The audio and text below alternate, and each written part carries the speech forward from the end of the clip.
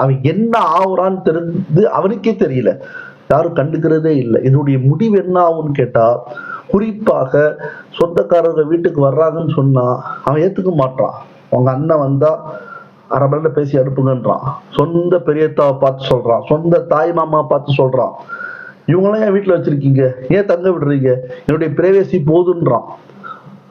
இந்த நிலைமைக்கு நம்முடைய பிள்ளைகள் வந்து விட்டார்கள். அதற்கு காரணம் இன்று நம்முடைய போதை, இன்டர்நெட் போதை, எலக்ட்ரானிக் மிஷினுக்கு அடிமைத்தனம், யார்ட்டையும் பேசுறது இல்லை.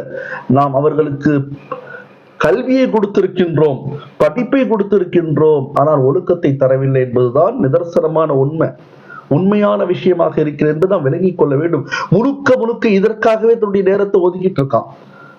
தொழுறதில்லை, நோன்பு வைக்கிறது இல்லை ரமலான்ல, அதே போன்று பெற்றோர்களை பெரியோர்களை மதிக்கிறதில்லை, சிறியவர்கள் மீது இரக்கம் காட்டுவதில்லை, வீட்டு வேலை எதுவும் செய்யறதில்லை, எதுவும் கத்துக்கிறது இல்லை. இப்படியே ஒரு கோமா ஸ்டேஜ்லயே இந்த குதிரை வந்து இந்த பக்கம் அந்த பக்கம் போயிடக்கூடாது கடிவாளம் கட்டுற மாதிரி அப்படியே போயிட்டு இருக்கான். செல்போனோடையே தன்னுடைய வாழ்க்கை அமைத்துக் கொள்கின்றான். ஒன்னு கமெண்ட் கொடுக்கிறது, இல்ல சாட்டிங்ல இருக்கிறது, அல்லது வாட்ஸ்அப்ல யார்கிட்ட பேசிட்டு இருக்கிறது, இல்ல ஸ்டேட்டஸ் வைக்கிறது, ஸ்டேட்டஸ் பார்க்கிறது, பேஸ்புக்ல இருக்கிறது, தன்னுடைய பேச காட்டுறது, பேச காட்டாம இருக்கிறது.